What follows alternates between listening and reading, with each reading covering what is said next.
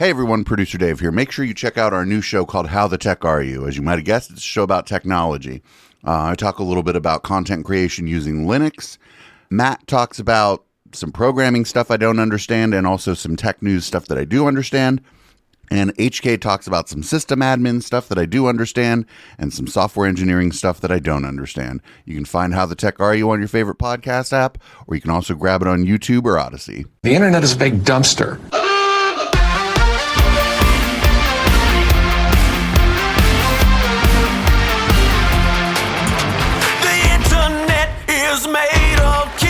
And boobs.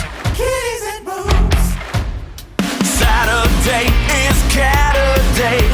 Tuesdays are for tits and tacos. The internet is nothing but kitties and boobs.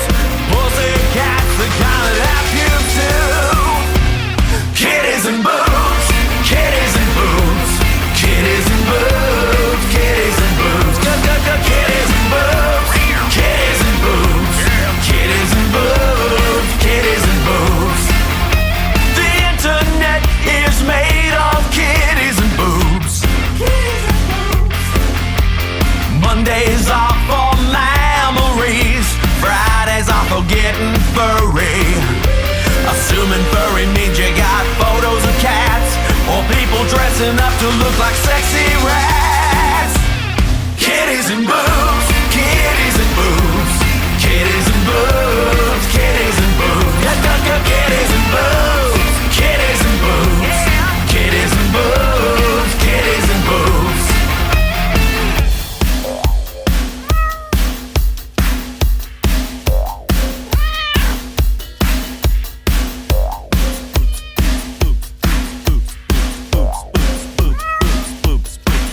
Boobs, boobs, boobs, boobs, boobs, boobs, boobs. Where'd the beat go?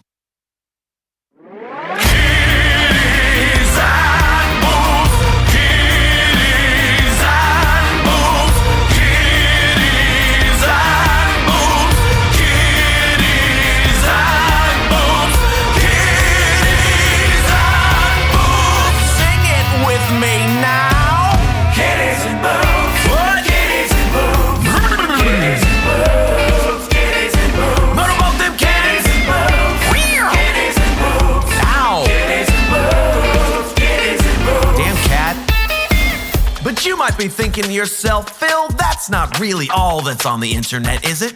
And to you I say, you're right.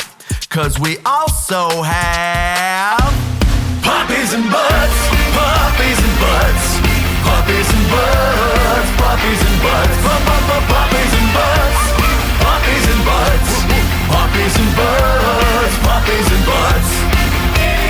Golden retrievers and big hair beavers, fluffy old Persians and cushions for pushing, big great Dane Scoobies, cute little boobies, pictures of Maine Coons eclipsed by a full moon, bulldogs and Frenchies, a tale of two cities, Siamese Millicents and apple cabooses, sweet little beagles, cavernous cleavage, calico kittens, and lussies for sitting, valiant Dalmatians and lactation stations, short hairs and big bears and foxhounds and flesh mouths, sphinxes and sphincters and corgis and cocktails, akitas, bikinis, bobtails, hightails, collies and Burmese, bazubas and keisters, puppies and funbacks and create nor'easters.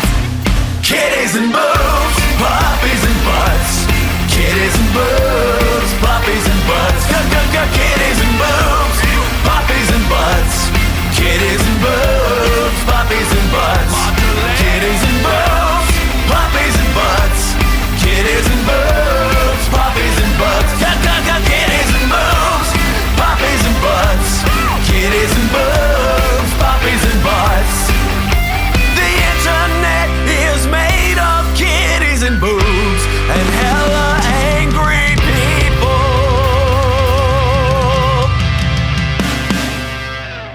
All right, everybody, welcome to Caturday. We're also doing the news rundown tonight instead of tomorrow night because I won't be back by 7 tomorrow night. There's no way.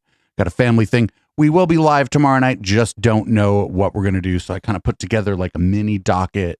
Usually the docket's like 4 pages. We got 2.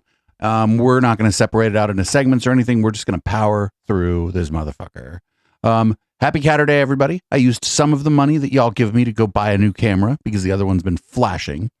I didn't buy anything fancy, but I did buy a different one in hopes that it doesn't flash like the other one was. So thanks everybody for your generosity. Y'all literally bought the camera and I appreciate it. I didn't, like I said, nothing fancy, but not another C920. So maybe it won't flash during the Cults and the Satanic Panic show. So, we're going to get right to it. I'm just going to call this first thing we're running here. We're going to go ahead and call it a Happy Father's Day. This is from Herschel Walker's son, Christian Walker, who I don't like. Fathers, it would be great if you stayed home and raised your kids instead of ran off to bang a bunch of women who weren't your baby mama. Stay home and raise your freaking kids. Your kids need a father. Get back home. Get back home. If you take out your thing and you get a woman pregnant, guess what? The party days are over. The acting foolish days are over. You go get a freaking job and you support your new family. Get home. Raise your kids. Kids need a man in the house raising them. They need a good dad. They need a loving father. Yeah, look what having a man in your life did to you. Like, look what having a father did to you. God, you're a monster. You're out taking shots of vodka and tequila, living your high life. Your kid is suffering. Get home. Get home. Raise your kids, fathers. Get home. So there's a lot going on there. Generally, kids who have two parents do better because there are two parents there, but there are situations where one parent is definitely better than two. The immediate one that comes to mind is an abusive parent. The another one that comes to mind, maybe not abusive, just like an alcoholic parent.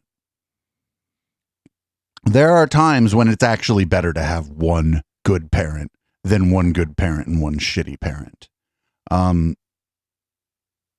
So that was Christian Walker. Here's his pops, Herschel Walker. He might be a senator, everybody. Herschel Walker might be a senator. That sounds great, doesn't it? Aren't we excited for the Herschel Walker as a senator part of the timeline? You don't quit.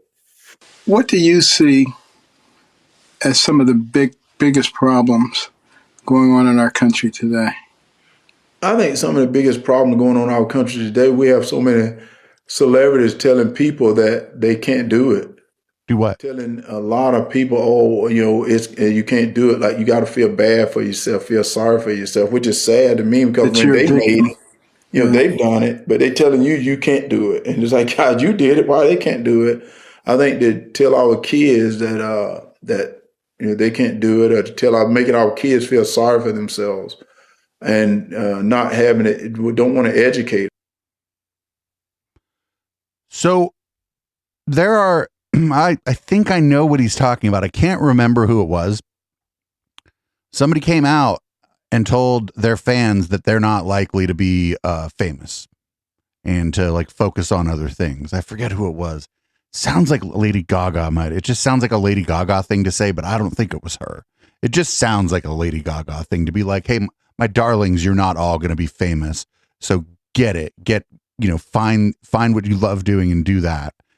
But I don't think it was Lady Gaga, but he's responding to someone. I just can't conjure up who it was. And the advice that person gave was really good, because you're not going to be famous. I'm not going to be famous. None of us are going to be famous. So find something you like that you can make your fucking living on and do that.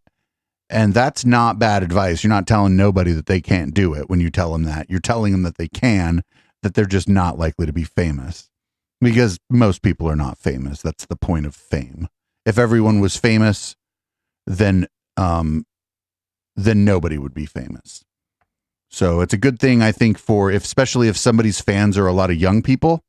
It's good, I think, for the celebrity to remind the young people that they're not all going to be celebrities. In fact, like, functionally, like, if you had to say a number, 0, right, is a way closer number than any other number, because there's just so few people get to be celebrities.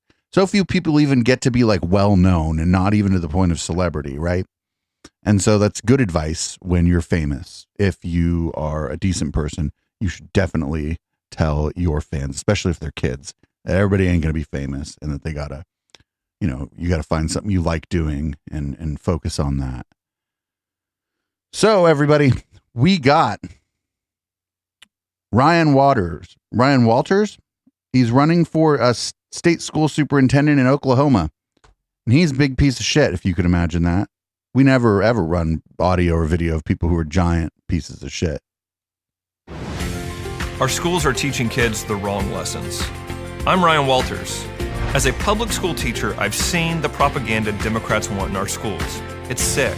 As state superintendent, I'll crack down on their anti-American curriculum. I'll ban hateful programs like critical race theory, fight for school choice, and make sure boys don't play in girls' sports. I'm Ryan Walters, and I'm here to fix our schools and teach leftists a lesson. Ryan Walters for state superintendent. Known Democrat enclave of Oklahoma. What's he talking about? He's like, the Democrats are trying to teach. Like, what is he talking about? The state school superintendent right now is probably a Republican.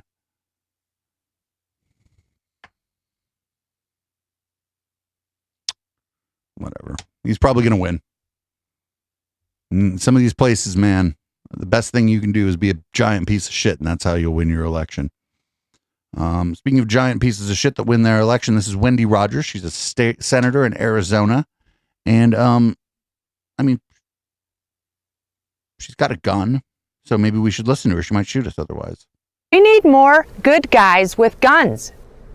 The global communists in our country and around the world want Americans disarmed so they can treat us as the people of China are treated.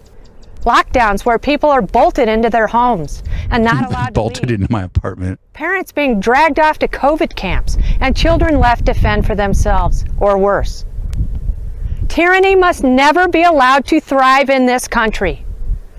Our right to keep and bear arms protects everyone.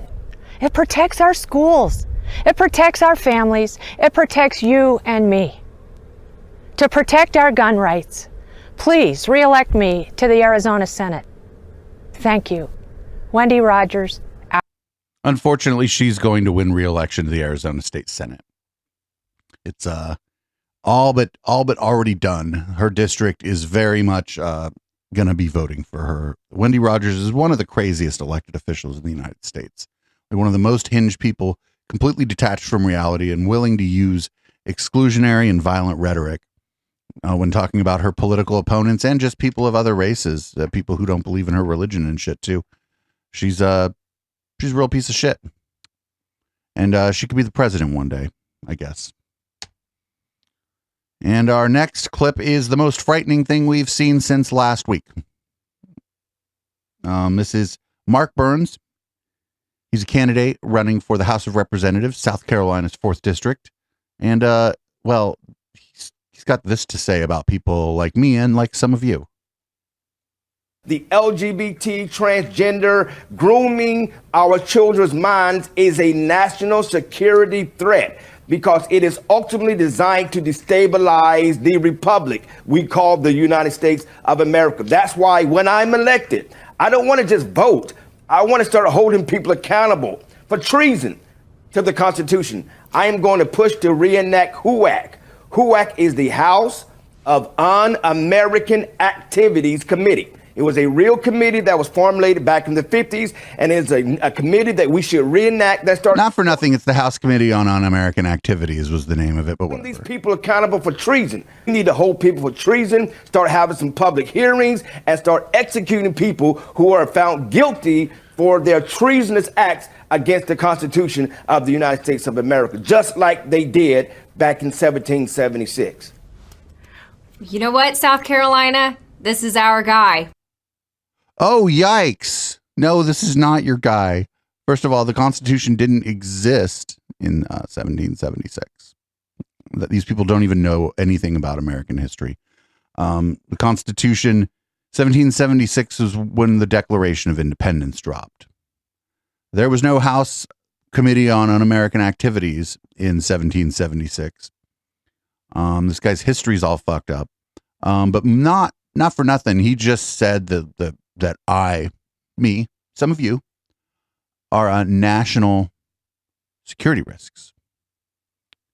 Not because we pose any sort of clear and present danger to the country, but because we happen to be gay, bisexual, lesbian, transgender, asexual, just not straight. And that's pretty fucking frightening. And I hope this guy doesn't win at all.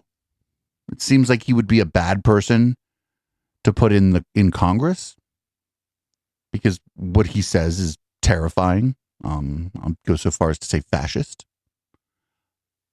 And because I'm not really a national security risk, or if I was, you would know nothing about it, and it wouldn't be about me being gay. I'd be one hell of a spy, right? But that would be a different matter entirely. This stuff is coming to a fever pitch, and we might have a very, very bad summer as a society. Pride events mostly happen in June, but they happen all summer long. So, I don't know what to really say. I don't really know what more to say. Here's some more great shit. Here's Senator Rand Paul and Dr. Anthony Fauci going at it again, because that's just what we need. All the distribution of money in research grants. Well, first of all, let's talk about royalties. That's the question. No, that's the question. Have you ever received a royalty payment from a company that you later oversaw money going to that company? You know, I don't know as a fact, but I doubt it. Well, here's the thing is, why don't you let us know? Why don't you reveal how much you've gotten and from what entities? The NIH refuses. Look, we ask them. The NIH, we ask them whether or not, who got it and how much. They refuse to tell us. They sent it redacted. Here's what I want to know. It's not just about you. Everybody on the vaccine committee, have any of them ever received money from the people who make vaccines? Can you tell me that? Can you tell me if anybody on the vaccine approval? He sounds like Austin Bennett. Received any money from people who make the vaccines? Soundbite number one. Are you going to let me answer a question? Okay, so let me give you some. Just quit. Fuck it. Just quit right now. Okay. Tony Fauci, you've done exemplary work. Just quit. Make them learn somebody else's name. Fuck it. You've done good work for the most part during your career. Just fucking quit. You good. Go retire. Go sip a cocktail on a beach somewhere. According to the regulations, people who receive royalties are not required to divulge them even on their financial statement, according to the Bayh-Dole Act. So let me give you some example. From 2015 to 2020, the only royalties I have was my lab and I made a monoclonal antibody for use in vitro reagent that had nothing to do in patients. And during that period of time, my royalties range from $21 a year to $700 a year, and the average per year was $191.46. It's all redacted, and you can't get any information on the 1800 scientists. Your time is so we want to know whether or not people got money from the people who made the manufacturer. Senator Paul, your time is long over expired. I gave you an additional 2.5 minutes. The witness has responded. We are going to move on. Senator Sanders. So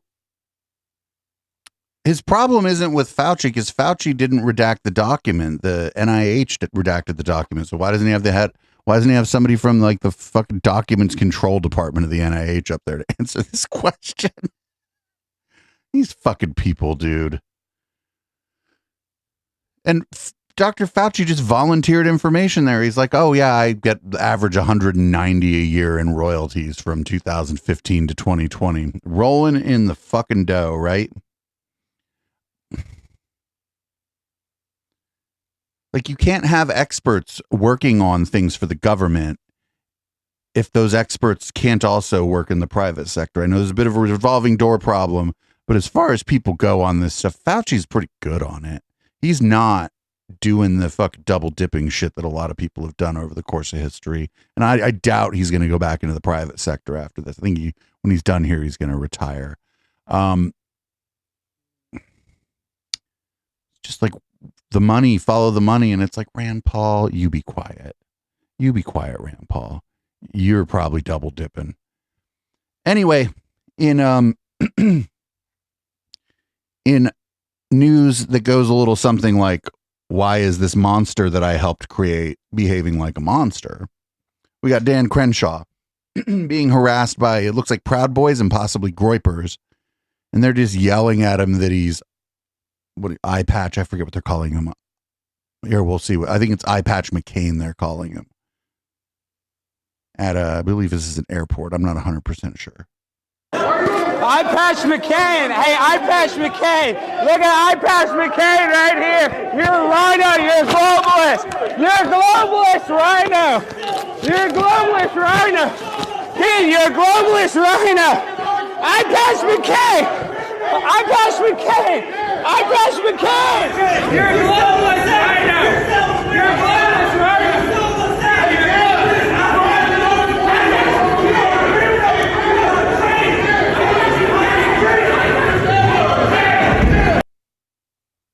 So there's another video here, just from another perspective here. These people, I don't feel the least bit fucking sorry for Dan Crenshaw. Honestly, Dan Crenshaw fomented this fucking shit as part of his rise to power. Dan Crenshaw was the admin of a Pizzagate group on Facebook, as he was right before he ran for office. I'm sorry, not the admin, one of the admins in a Pizzagate Facebook group. So he created a monster, and now he's surprised it's acting like a monster. It's like, get the fuck out of here. Here's more of this just from another angle. Economic Forum sellout.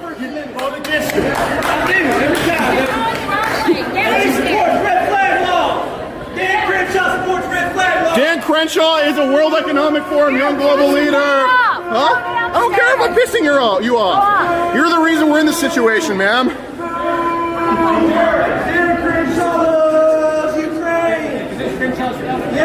Dan Crenshaw is a fraud. I mean, he is, but Dan Crenshaw sold all of you out, and you guys are still voting for him.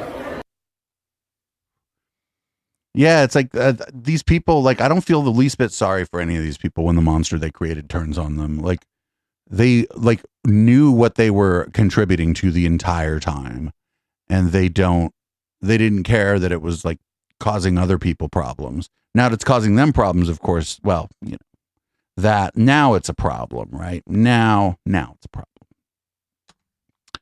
Here's Dinesh D'Souza warning about indicting Donald Trump, saying that we shouldn't do it. Admittedly, Merrick Garland would like nothing more than to do a strike against Trump, but I think even he realizes, first of all, he's going into uncharted territory. The idea of indicting a president from the other party is a remarkable thing to do. And in some ways would, I think, push us not to, but perhaps toward civil strife, maybe even civil conflict. It's a very, very precarious action. I think the January 6th committee is blind to that. And so are many leftists on social media. They're like, so don't hold people accountable if they broke the law when they were in power, because their supporters might get mad and their supporters might make a civil war. That's what he just said. I mean, he may not be wrong, but he wasn't phrasing it as if it was a bad thing. He was almost phrasing it like, it sounded to me like this was a threat, or like, yeah, don't do this or we're coming for you. Now, don't get me wrong, Dinesh D'Souza ain't coming for nobody. He's counting on other people to do it, just like every other one of these fucking people. So here's Marjorie the Gathering. She's an expert on climate change and global warming, and she's going to give you some information about why we shouldn't be so concerned about it. We've already warmed 1 degree Celsius, and do you know what's happened since then? Here, let me tell you. We have had more food grown since then, which feeds people. We are able to, producing fossil fuels keeps people's houses warm in the winter. That saves people's lives. People die in the cold. Right. This earth warming and carbon is actually healthy for us. It helps us to feed people. It helps keep people alive. It helps. The earth is more green than it was years and years ago, and that's because of the earth warming. That's because of carbon. Because it's like Idiocracy. Remember, it's like, what is it, Brondo or whatever? Brondo. I think it was Brondo. It's what plants crave. They're like, oh, actually, all this carbon is good for the plants. Plants breathe carbon dioxide, but it's like we're also like deforesting at the same time. This is insanity. We grew a little bit more food because there was more population and more people needed food, but it wasn't just because it was warmer. The tomatoes aren't like, oh, it's a degree warmer, let's make more tomatoes. That's not really how this works. There are some plants that do better in heat, but some plants don't do better in extreme heat. It's a case-by-case, plant-by-plant sort of basis here. Damn, this is the lightning round this week on my mini docket. We got Britt Hume, Fox talking head. He's just going to play make-believe right here. For possible prosecution. What strikes me about this, Brett, is that if they succeed, either by damaging him or staining him such that he is either unable or for legal or political reasons to run again, they might end up finding out that they've done the Republican Party a great service, because I think a great many Republicans think they can't win with Trump at the head of the ticket again. They're afraid of his supporters and don't want to come out against him directly, but they'd like him to go away. If the effect of this committee is to make his possible candidacy go away, I think a great many Republicans would privately be very glad. That's the fucking some land of make-believe shit, my dude. Land of make-believe shit. He's like pining away for a Republican Party that didn't really ever exist. They just pretended it existed. Whether or not, like, prominent, like, the Republicans that Britt Hume would respect, like the respectable ones, whatever the fuck that means, whether or not they would be happy with Trump not running doesn't mean that it's better electorally for their chances of getting the presidency if Trump doesn't run. It's probably better for their electoral chances if he is on top of the ticket. And that's fucking terrifying. Here we go. This one's pretty funny. Tucker's almost got a point here in this one. If you can seize people's guns without proving that they committed a crime, why can't you imprison them without proving they committed a crime? If you can take their guns, why can't you take their homes? Why can't you empty their bank accounts? Ooh, sound paranoid? Alex Jones stuff? That just happened in Canada. So what's that? Yeah, civil forfeiture never ever happens in America. People never have all their fucking money taken when they're accused of a crime, even before they're convicted of it. This doesn't happen at all, ever. They don't have their cars taken, their homes taken before they're convicted of a crime. People in America have never had to fight the powers that be after they're acquitted to get their fucking car back. That's never happened. This guy's an idiot.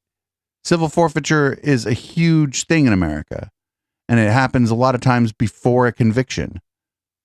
He's so dumb. Well, he's not. He knows this, though, right? He just counts on his audience not knowing this shit. All right, now we got Lauren Boebert. She's going to talk about the budget and Parmesan cheese.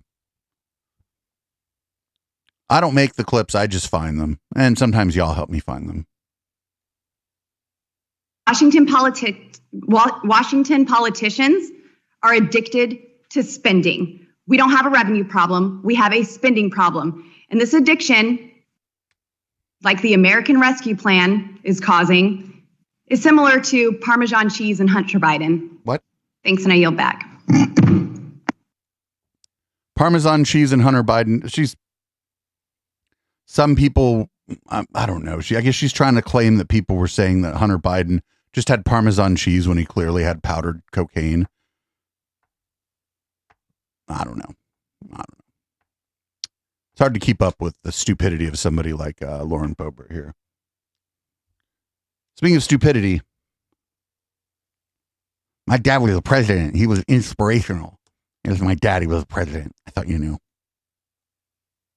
You know, the problem with the Democrats right now is they're so crazy. They're so far left. Their foreign policy stinks. Their economy stinks. The person in the, White House isn't a hard worker. He's not motivational. He doesn't represent this country well. It's been blunder after blunder. And I think what's going to come up in 2022 is going to just absolutely blow their socks off. And I think it's going to have to reset in kind of the political system in this country. The Democrats are probably fucked in the midterms. He's not wrong, but he thinks it's because Joe Biden isn't exciting. But the problem is just who's up for re-election, where are they up for re-election, and like what's kind of going on in our body politic right now. The right's done a pretty good job of getting all their people riled up on this fucking like this queer panic shit they're doing, and so that's going to drive turnout. And the Democrats, like, how do you drive turnout with your position just being nuh-uh, like, or that's not true, like that's not going to drive turnout the way that the moral panic is. And so he's right, but for the wrong reason. It isn't because Joe Biden's boring or non-inspirational or whatever. It's because they've brought up the fucking same old moral panic again, and it's working again. Here's Lindsey Graham kissing Trump's ass a little bit more. Shit, an ad on Twitter? That's crazy. I don't usually get ads on Twitter. There we go. Great, now the video's not going to play. Let's try this again. This is live, everybody. People listen to the podcast. If you ever wonder whether or not the show's live, the show's live. You know what I liked about Trump? Everybody was afraid of him.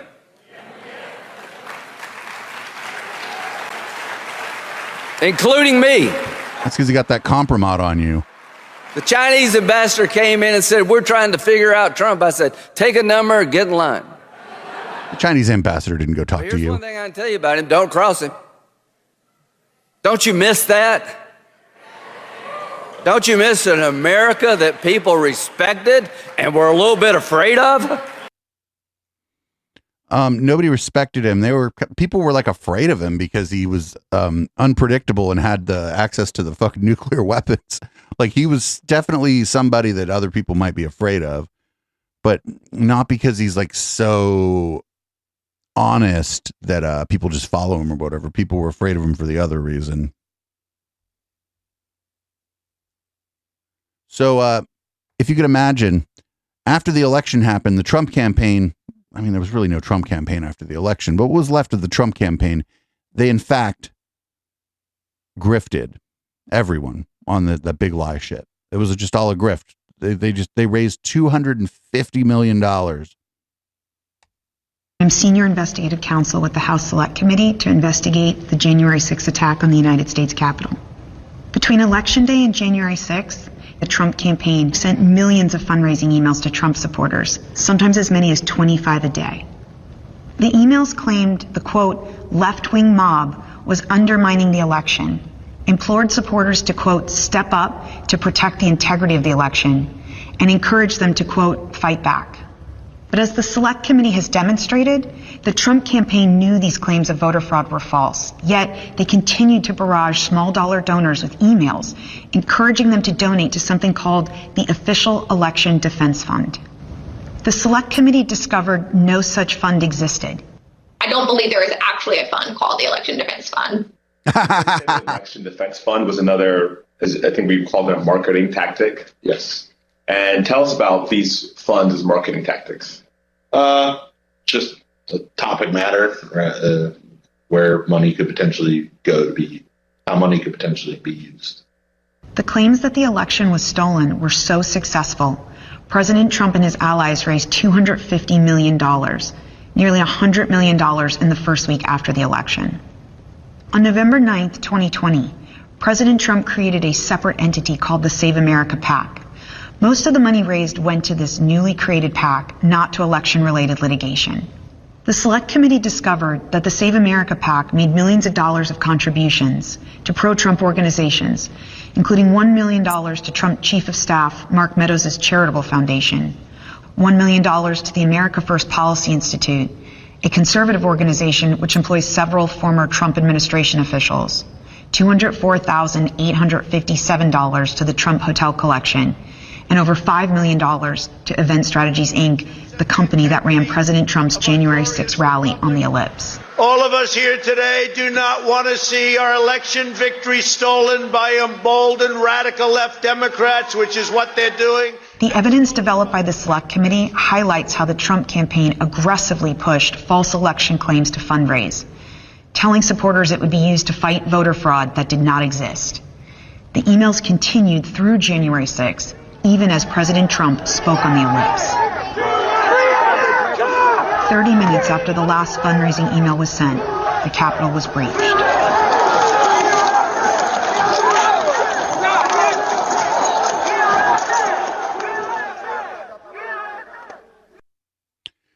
You mean to tell me that the Trump organization was grifting people after the election?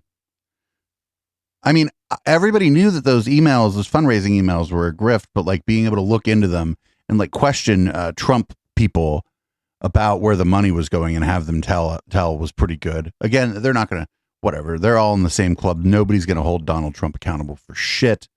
But I mean, I guess maybe some people will be a little harder to grift in the future. I don't know. I just don't know. I don't know what good is going to come out of this hearing, because people are just so dug in. They just think that the hearing is like a smear job, and it kind of doesn't matter what comes out of this hearing. I guess maybe if they refer people to the Justice Department for criminal prosecution, but that'll just be seen as like a political hatchet job. It's all a huge mess. Anyway, here's a theologian, Lauren Boebert, talking about Jesus and AR-15s. On Twitter, a lot of the little Twitter trolls, they like to say, oh, Jesus didn't need an AR-15. How many AR-15s do you think Jesus would have had? Well, he didn't have enough to keep his government from killing him. So...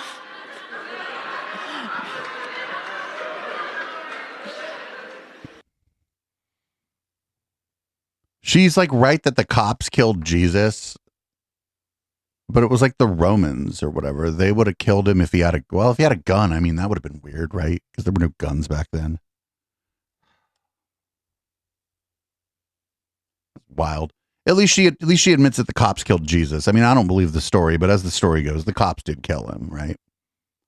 Notice how she said it was the government, not the cops. But I mean, I think she said the truth there. She said the truth. So here we go. Here's Candace Owens giving some parenting advice.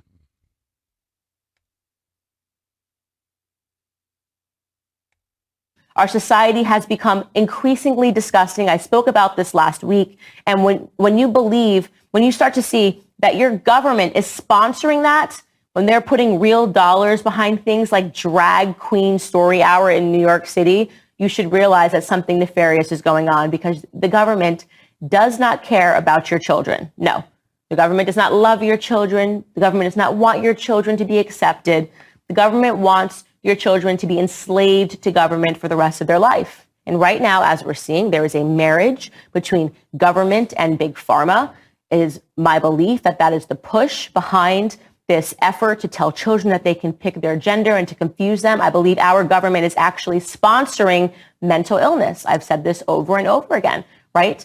Because people that are mentally ill cannot stand up on their own 2 feet, right? They become codependent with the government. They turn to the government for their hormone pills. They turn to the government for whatever pills that they can to make it feel better, right?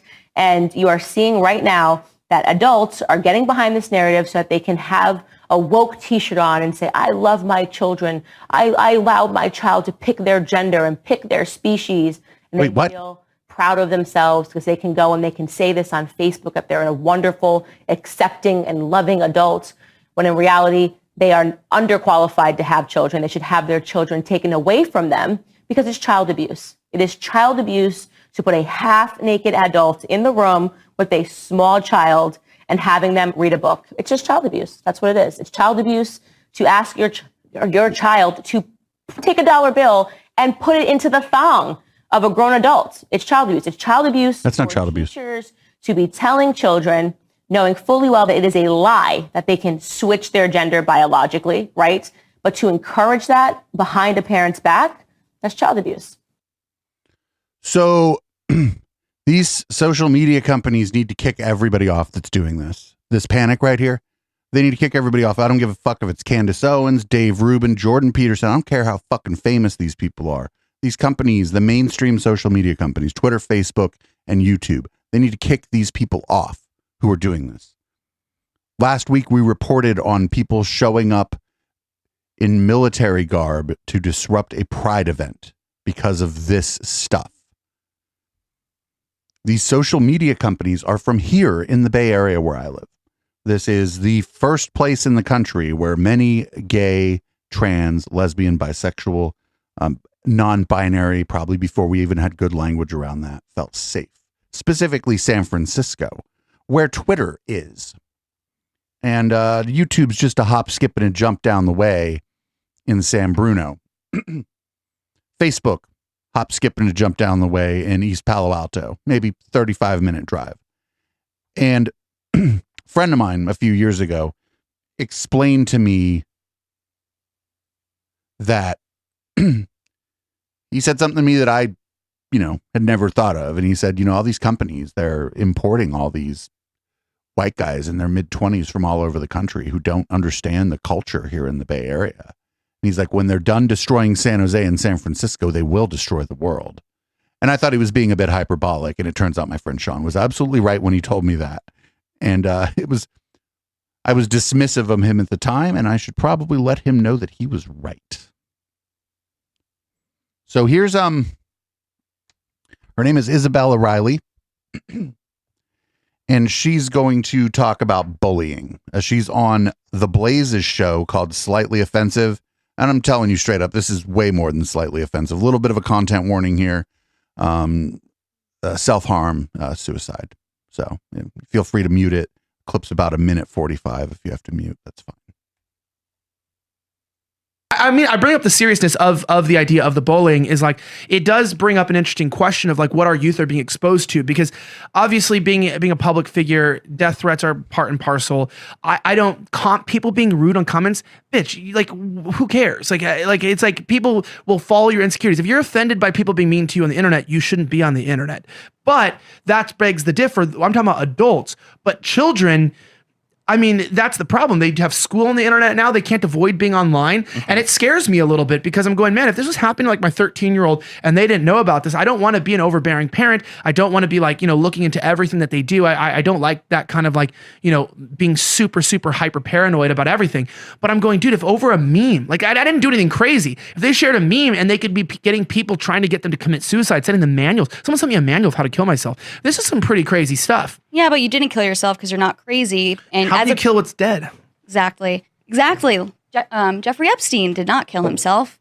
Wait, what? He hung himself, right? Is that what they said he did? We don't know. Okay. Anyways, I don't know. Your bottle was empty. As a parent, you need to teach your kids to have thick skin. I don't know. Like if someone sends you a death threat and you kill yourself, it's because you're crazy and mentally unstable, not because someone sent you a death threat. No, it's 100% true. But these kids also with the internet, they're not able to socialize. They can't tell their parents what's wrong. So they'll just go straight to killing themselves, which is the scary part about it. Natural selection. Well, like, whoa. Oh, sorry, natural selection. I wouldn't do that at 12. Whoa. Do that. Just saying. Attention. And he's saying change the subject here. Speaking of things that don't make sense. That was wild. So this lady, Isabella Riley, she can go fuck herself. Suicide isn't funny, and it's not natural selection. I imagine most people in my chat and most people listening to this podcast know of someone who's taken their own life, and it isn't because they were unfit for the world. So we haven't really done a lot of content around this COVID grifter John Campbell, just because his content's fairly boring. But this is weird. I'm just going to let these play. There's a few clips here. This is from the Bad Stats, a great follow on Twitter. Check out the Bad Stats. And this is weird. Monkeypox is being transmitted in geographically diffuse sexual networks. Wait, what? So this seems to imply, and direct quote from the government site, that there are networks of sexual activity around the country, homosexual sexual activity around the country. Now, I've actually worked on clinics where we deal with, where we treat sexually transmitted diseases. Okay, the last time was 5 or 6 years ago, but I hadn't come across these sexual networks. So not quite sure what's going on there. If you do enlighten me. It's not something that's obviously in the public domain. So is there some sort of networking going on here for presumably for sexual purposes? People have always networked for sexual and dating purposes. Here's more later in the video. He just keeps bringing it up. He can't really fathom that there are networks of people who are maybe having sex with one another. Traditional contact tracing is currently challenging. Well, I think that's to put it mildly. It's very difficult to contact trace, presumably due to the hidden nature of these sexual networks, which the government is referring to. As I say, do inform me if you know more about that than I do. It's clearly not public domain information. I mean, maybe the sexual networks are just hidden from you for whatever reason, Mr. Campbell. If I was running a sexual network, I would keep him out of it, make sure he didn't know it. And of course, there's no more video here, but this guy's of course going to posit the idea that monkeypox was actually made in a lab, even though monkeypox is not a novel virus. It is a well-known virus. So, all right, up next we got Dum Dum Left 2024. We got Caleb Maupin talking about how I don't know, Jimmy Dore would be a good presidential candidate. This is going to be one to watch. We're going to have fun with this Jimmy Dore grift that it will try to disguise itself as a run for president. I know we're going to have some fun with this year. For it, Jimmy. I think you ought to run. I think you ought to do it. I think having you become a political figure would be good for the country. I think it'd be good. You have the message that's needed. You're not part of the synthetic left, and you're not part of the right wing. You are a working class, anti-war, pro-Medicare for all, pro-labor union candidate, and having you on there to oppose the lockdowns, how they've devastated working families, to oppose the surveillance state, to call out the lying war makers and the fraud squad and the synthetic left and the right wingers and authoritarians and militarists. It sounds like he doesn't like anyone. Awesome. I think having Jimmy Dore run for president would be tremendous. I do too. As a political commentator, I feel like Jimmy Dore running for president would be very good for me. Also very good for the good folks over at the Majority Report. Probably just good for everybody, honestly. It's going to be very funny. He's going to maybe pull an Austin Bennett and not get his paperwork in and shit. And he's going to say that the establishment prevented him from running for president. But thanks for all your campaign donations and your information. I got a great mailing list now that I can shop out to other ghouls. That's what's going to go on here. So up next, we got a friend of Sam Harris. We got Majid Nawaz, has gone complete conspiracy potato. And in this one, this is just like a David Icke level of crazy. And I haven't listened to it, but I do trust Chris Kavanaugh of Guru's Pod when he claims something is David Icke level crazy, because he, like me, is an expert on when something is David Icke level crazy. He's, in your view, as somebody that basically was the top guy in Pfizer, chief scientist around the world on this very topic, respiratory illnesses and medicine, right? Yeah. You've said that these vaccines don't work, don't stop infection, don't stop reduce viral load, and don't stop transmission. And are toxic. They knew, and are toxic. And they knew they weren't working. Now, we've got two options ahead of us. Because of that synchronicity we touched on earlier, in terms of how many countries did the same wrong thing at the same time, apart from Anders Tegnell, right? Either, as you and I have alleged publicly, there's some form of supranational force or pressure on these countries, and there are certain characters who are openly boasting about having exerted such a supranational pressure, such as, for example, Klaus Schwab saying that his young global leaders have infiltrated the governments around the world. He said over half of Canada's cabinet are members of his network. He mentioned Macron, he mentioned the usual suspects. Now, either that's going on, there's some form of supranational pressure on governments to toe the line and sell the pharmaceutical, do the pharmaceuticals bidding, or the other explanation is that the top scientists in all of these countries are all incompetent. Yeah. Now, actually, for me, the former sounds more believable than the latter. Yeah. There's a third option here, is that you're wrong and they're generally right. And to the extent that some of the stuff they got seems counterintuitive, or even they got it wrong, they just got it wrong in good faith. As information came in, they were doing their best to analyze it, and they updated their recommendations and shit when new information came in, and you're just a crank now. That's the third option, and that seems like the one that requires the fewest assumptions here. Yes. To think that every one of them in every country by coincidence was incompetent doesn't really make sense to me. What does make sense is that there were political pressure, because we know multiple times through history, not least the invasion of Iraq and weapons of mass destruction, non-existing weapons of mass destruction. Yes, I remember. We know where political pressure has led to experts in their field presenting misleading or false evidence that has later been discovered to have been a lie. Scientists have turned up dead like Dr. Kelly. And yet we've invaded an entire country, which is an incredibly serious thing to do. But we did it on a false premise. For me, what I have experience in, what I have evidence for, is that these sorts of lies can affect entire countries and the decisions entire countries make. And it's more likely that that kind of political pressure was deployed than to say every single scientist in every one of these countries made the very same mistake based on the very same incompetence and the same knowledge gap. That's a bit weird. Or you're just wrong about everything, and they were right, or right as they could possibly have been with the available information. And then when they updated their recommendations and stuff later, it was because new information came in. It isn't like grand conspiracy or complete incompetence when like something unfolds quickly and we don't know everything about it.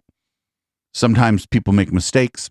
Sometimes people get it wrong and then they correct it later. And him bringing up Iraq and weapons of mass destruction, it's this thing. Conspiracy theorists will do this all the time. They'll be like, oh yeah, well, I bet you think MK Ultra wasn't real. And it's like, no, MK Ultra was real. Journalists uncovered MK Ultra and the government has admitted to MK Ultra. That was a bad thing that happened. But they don't know, like, during the time of MK Ultra, what were the other conspiracy theories that were going around? How many, were there hundreds or thousands that turned out not to be true? Were there flat earthers back then? Did that make the flat earthers right? If there were flat earthers during the time of MK Ultra? Like, one bad thing and a cover-up happening doesn't mean that you get to just decide that everything else is a cover-up and have people be credulous and have people take you seriously.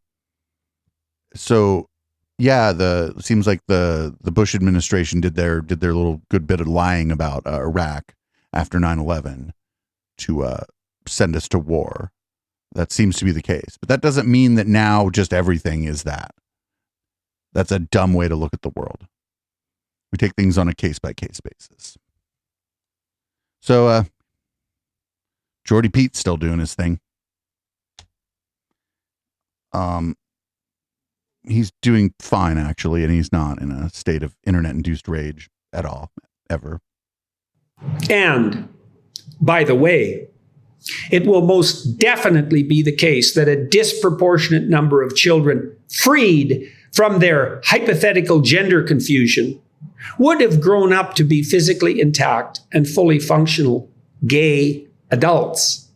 Need I point out that this unpalatable fact makes a mockery of any claim that the extended alphabet world of the LGBTQ plus coterie in any sense constitutes a homogeneous and unified community. At least he got LGBTQ plus correct. But trans doesn't just mean gay. If you believe that you are, if you know that you are a different gender than what you were assigned at birth, that doesn't make you gay, straight, fucking bisexual. It doesn't make you none of those. Those are just completely different questions. Like, you can be straight, essentially. Like, oh, it gets so complicated because, like, when you take his framing of it, right? In his framing, a trans woman would be a man. So if that trans woman dated men now, that's just a gay man in his framing. Also, if I'm not mistaken, it's not like this guy's like a super good friend to like gay and lesbian people. He's had a lot of nasty things to say about us over time too. So he's just a bigot. And I don't know, they should just take him off of the platforms because he's like throwing fuel on this fire, and we're seeing violence happen as a result of the fire that he's throwing fuel on. Just kick him off. Fuck it. He's got so much goddamn money now. It's not like he needs the money.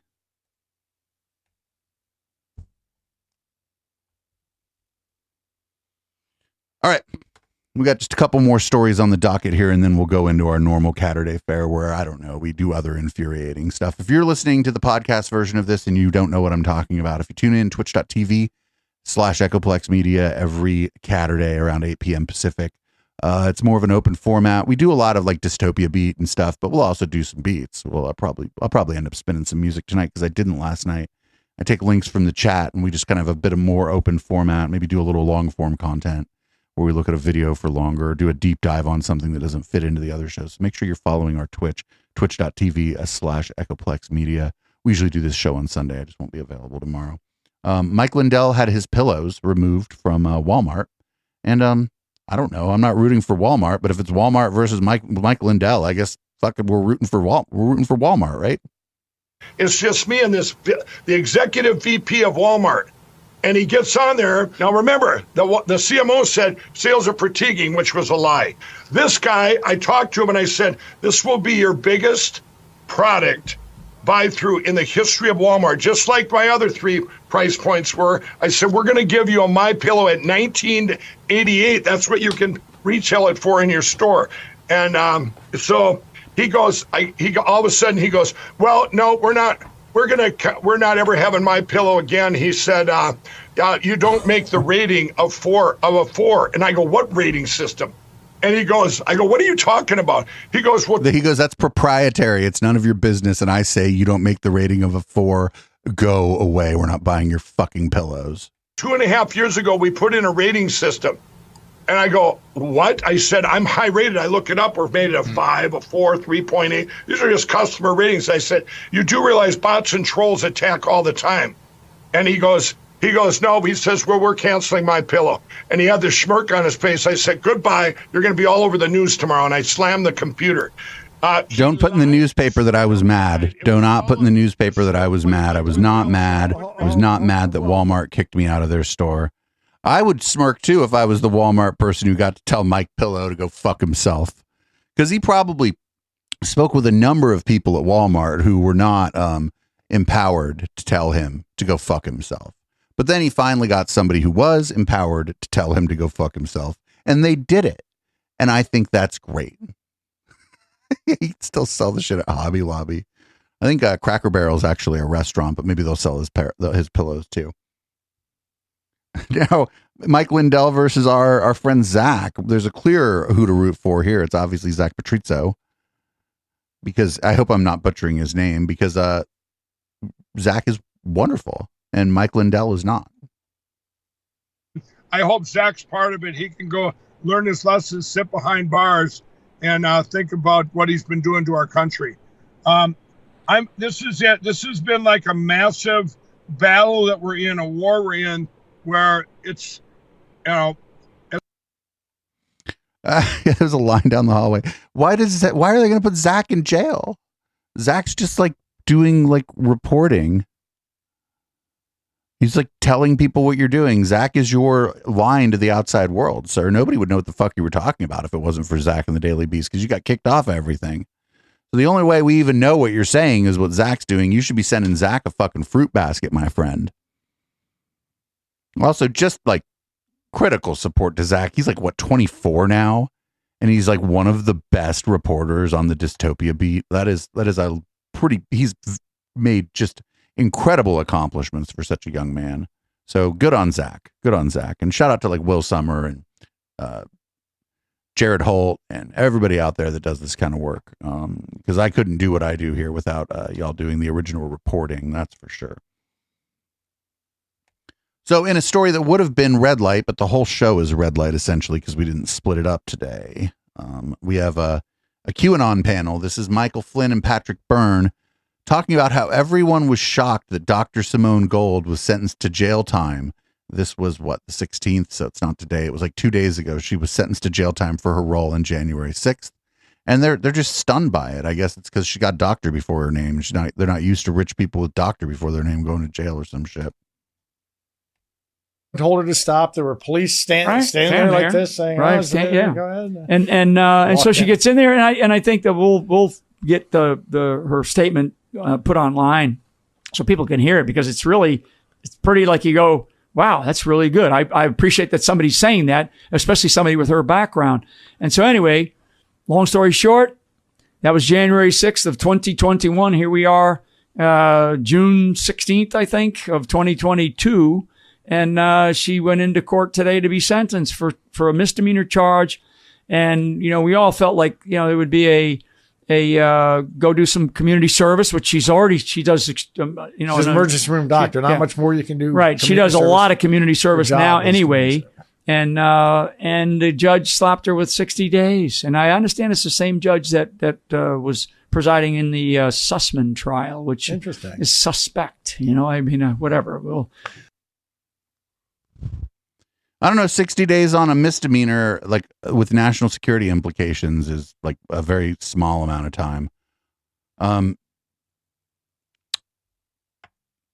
She probably could have been charged with way more. She was definitely riling people up on January 6th. I didn't catch any of her live because we were too busy watching a door be stolen. We're too busy watching like the usual, our cast of characters like Baked Alaska and Deanna Plaus and stuff. But my understanding is that she did a pretty good job around that crowd up. So here's our last story on the docket. We're not going anywhere after this, everybody. And like I said, pod listeners, this might be another good show for me to just spend a little more time reminding you to follow us on Twitch. There's without divulging too much, there's fucking thousands of you that download each episode of this podcast. And I would like it very much if you were all part of our Twitch community. But if you prefer the pod, we're not that mad at you. We're just a little bit mad at you. People here in my chat are like super nice, and they'll pretend they like you even if they don't. So our last story is Christopher Key. He had a light on his Mustang broken, and he like tried to call the cops and claim that someone did it. And I guess the cops came out, and they're going to explain to him why there's no real recourse on his claim that someone busted the light on his vaccine police piss drinking Mustang. Oh, podcast listeners, again, this is a clip you usually wouldn't get because this would usually be in red light. So only live people and the Patreon people would get this. So I don't know. You're special this week. Everybody's special every week, but you're special this week.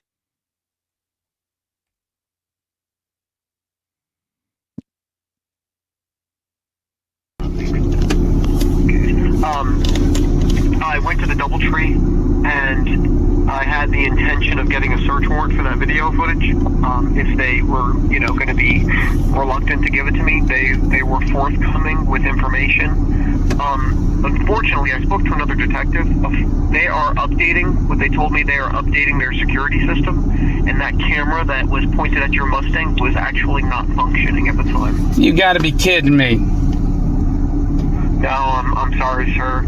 I also watched the body camera footage from the officer who came out and interviewed you.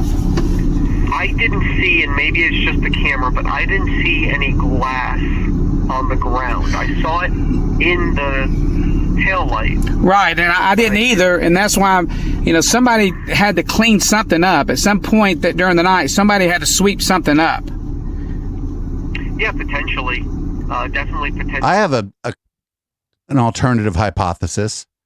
This guy got in like a minor accident or something, or ran into something and busted the light on his car, and then is trying to claim that it got busted by someone at the hotel so that he can like have his insurance pay for the light. That's my guess so far. I saw your vehicle and I know that there's graphics on it and stuff. So I asked the hotel, and some of the employees weren't aware, but once I got to the manager, he said that, he confirmed that you were hosting a conference. Sir, actually, can I call you back in just a few minutes? I have my boss calling me right now. Yes, sir. Call me right back. Thanks. Thank you. Again, did you call me back? Yes, I did. Okay. I did. Thank you. There was just a big thing in Roswell and Alpharetta today, so I do apologize for having to get off the phone for a moment. Just to probably see it in the news. That being said, yeah, there was no video footage. Do you think so? When you I saw in the report that you moved your car under the carport because you were afraid that what you describe as possibly some Antifa element. Did you happen to see your taillights not broken? Yeah, 100%. Just so I can tell you real quick, just so you know the whole gist of it, we had a big event there at the hotel. We were at a church down the road, and because of Antifa, the preacher didn't feel comfortable, so we had to move it. And Antifa showed up on Saturday. Did Antifa show up at this guy's event? Is he talking about the time he got kicked out of the church and then went back in there to take a piss and they told him to fuck himself? Does he think those are Antifa? My car was parked in the back, and there should be video footage of that where about 10 Antifa people showed up and they were physically outside my car, literally cussing at it. But we had security and everything. Cussing at your car. Well, your car's feelings sure were hurt. Felt like, they knew I was staying there and they knew my car was going to be there. So I talked to the night manager and asked him what would be the safest place to put my car so that we would have camera footage. And she said here and pointed to that camera. And then she also pointed out in the distance and said there was another camera out there. So if anything happens, it would be covered. So that was why I parked right where I did. Probably hotel staff. I was right underneath the camera. So that we could capture this. So you're saying they're saying now the camera was not working? Seriously, detective? Unfortunately. I mean, unfortunately, that's the case. I mean, how do we know it's not working? How can we take their word for it's not working? We have a very, very strong relationship with them. It doesn't seem like they have any, irons in the fire with this. Yes, sir. They didn't even know that. They didn't know what the event. They don't even know what your event was. I didn't tell them until after we had already talked about the video footage. So even if I had a search warrant in hand, I don't know how to manipulate their system. And I have a working relationship with the manager. Yes, sir. And again, they're very, very friendly with the Roswell Police Department. We've had issues there occasionally that we've helped them with. So I, to be honest with you, I just trust the manager. But detective, this is a DoubleTree hotel, very nice hotel. That is their main video camera of everything. So you're saying their main video camera, how long has it been down? Is it always down, or it just happened to go down last night when my car was there, or what? No, they said there's been a trouble ticket in for it, and they're actually upgrading all their cameras. Can we see a copy of their trouble ticket then? I mean, that should be something easy for them. That's not something that I know, but but detective, I mean, that's something very simply that they should give us, if they're willing to do it, unless, they I don't know. This is very frustrating, detective. I completely understand. I mean, you're within your rights to do everything you're doing, and it sounds like obviously there's people who disagree with you and what you're doing, and I can't really speak to either side of that, but I'm terribly sorry this happened to you. Luckily, did they do, besides the taillights, and taillights are, I'm not saying they're cheap, but they're, you can pull them out, plug them in, put them in. Was there any other damage? Because I know you have that expensive wrap on the car. Yeah, I do, and thank God. Dude, if any group was going there to fuck his car up, they wouldn't just fuck up the taillight. It's very frustrating that, they told me to park there because there was a camera there, and then now all of a sudden the camera's not working, which they've had plenty of time to look at the camera and see whether it was one of their employees or somebody they knew that did it. Was it the manager you spoke to, or was it an employee who spoke to you? It was whoever was the manager night. I mean, she wasn't a manager. She was the only person there that night. Yeah. She was the one that was in charge. It sounds like she might not have known. Of course. It sounds like a manager thing. Yep. But so what you're saying is there's absolutely nothing you can do for me, correct, detective? Well, I am going to put the case inactive, but if any new information comes up, I can do something with that. But yeah, I don't have any investigative leads. I do have probable cause that a crime was being committed, but I have no leads to go off of. But and again, I don't mean to go back to this. I'm going to go back to one other time. We just have to take their word that the camera was not working. Their main camera at the Doubletree Hotel was not working. We just have to take them at the word. We can't. Well, I wouldn't say main camera. I would say it was one of the carport cameras. But they have a trouble ticket in for that camera. But why is it so hard to ask for that? Why is it so hard to ask for that trouble ticket just to see it for verification? That's something very easy for you to ask for, just to see it, and not because you want to see it, because the person that had his car damage is really wants to make sure this is legit. I mean, you could play it that way. I know you said you have a great relationship with them, but why would it be so hard to ask you just to see the trouble ticket? It's not, and I'll do you. That would make me feel a lot better if you just ask him. I'll do it. I would. If that's what makes you. That would really make me feel. Absolutely. If you could do that for me, and then if we can see a real trouble ticket, then I'll drop it. Okay, Detective. Yeah. I mean, I have no problem doing that, and if there is no trouble ticket, I'll go there and use and manipulate the cameras. Okay. Well, I feel a lot better about that then. Okay. Absolutely, yeah, I'll ask. No problem trusting but verifying. So I'll do that, and I'll hopefully contact you by Friday. Okay. I appreciate it, Detective. Thank you very much, sir. Yep. You have a good day. You too, man. Bye bye. This guy drives like a 2001 V6 Ford Mustang. I can't imagine like the tail light assembly being more than like $50, right? Like shit happens, like when you park your car places. Sometimes things happen. You don't know why they happened. Nobody had to have done it on purpose. Somebody else could have just backed into your car and maybe not even noticed that they backed into your car because they're in a big fucking car. Like maybe you backed into something and didn't notice it. Maybe you backed into something and did notice it and you want your insurance company to pay for it because it was Antifa. Maybe you're just trying to grift your supporters on this, which seems likely, right? Trying to fundraise on a broken taillight on a 2002 or 2003 V6 Ford Mustang with a fucking annoying ass anti-vaccine wrap on it. Who fucking knows, man? Who knows? Who knows? That's a pretty common car at a wrecking yard. You could definitely get that part for super cheap if you were resourceful.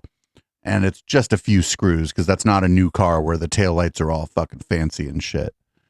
If it was a new car, that taillight would be thousands of dollars. Definitely. Anyway, I guess that's the podcast for this week, everybody. Thanks for tuning into the podcast. If you're tuned in live, don't go anywhere because I'm not going anywhere. I just had to do a little news show because we do one every week and I won't be available tomorrow night, or at least not at 7 tomorrow night. Live viewers and people on the pod, I might release the pod tomorrow when I wake up. I'll be doing something tomorrow night. Probably won't start till 9:30 or 10 though, because we got the reservations all the way across town. I got to go all the way across town for Father's Day, but it'll be good. The restaurant's real good.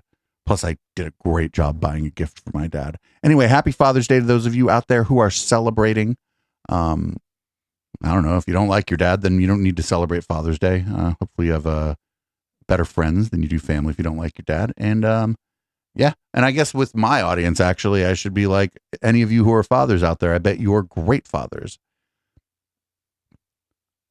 So that's the end of the show. We're going to play another cat-related song because it are Caturday. When we get back, we'll be going into our regular Caturday routine, which means I have no idea what we're going to be watching or listening to, and it will probably be infuriating. Thanks, everybody.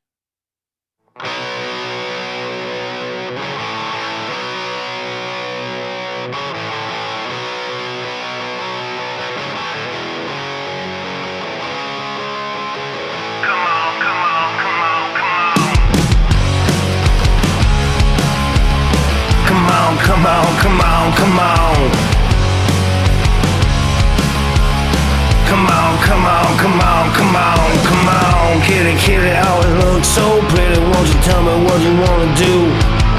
We got 100 million miles to fly, and there's no time to worry about the other shoe. Cause if it's one thing, then it's another. And we can spend a lot of time being cool to each other. Cause baby, if you smile at me, then I'm smiling at you. And I did it all before, so we would already know. Nobody ever wanna go until they're ready to go. Baby, wanna have a good time, and I wanna say, hey, I'm so happy everyone could be here, baby, and I wanna say, hey, just so lovely every time I see you now, and I wanna say let's get ready. It's a big, big party now and I wanna see. Hey, I'm so happy. Baby, I'm so happy. That's what I wanna see. Come on, come on, come on, come on. Come on, come on, come on, come on, come on. Kitty, kitty, always look so pretty. Won't you tell me what you're doing here? We got 100 million fires to light, and there's no time to wonder if the coast is clear. Cause if it's one thing, then it's another. And we can spend a lot of time making fools of each other. Cause baby, if you're crying for me, then I'm crying for you. And I did it all before, so we would already know. Nobody ever when we're going till we're ready to go. But baby, wanna have a good, good time. And I wanna say, hey, I'm so happy everyone could be here, baby. I wanna say, hey, it's just so lovely every time I see you now, and I wanna say, hey, let's get ready. It's a big, big party now, and I wanna say, hey, I'm so happy, baby. I'm so happy. That's what I wanna say.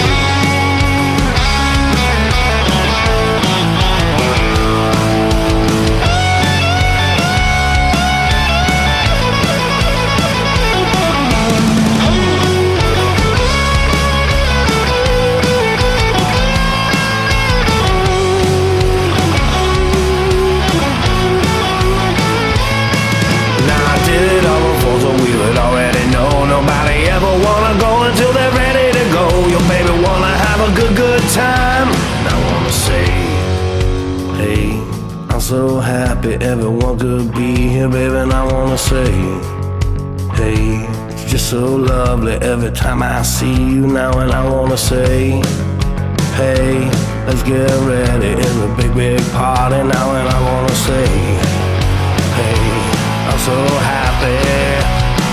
Baby, I'm so happy. Oh, come on, kitty, kitty, always look so pretty. Won't you tell me what you wanna do? We got 100 million miles to fly, and there's no time to wonder about what others do. Cause if it's one thing, then it's another. And we can spend a lot of time playing cool with each other. Cause baby, if you're trying for me, then I'm trying for you. Now I did it all before, so we would already know. Nobody ever wanna go until they're ready to go. Your baby wanna have a good, good time. And I wanna say, hey, I'm so happy everyone could be here, baby. And I wanna say, hey, it's just so lovely every time I see you now. And I wanna say, hey, let's get ready. It's a big, big party now. And I wanna say, hey, I'm so happy, baby, I'm so happy. You know that I'm so happy. That's what I want to see. Echoplex Media streams 7 days a week on twitch.tv/Echoplex Media.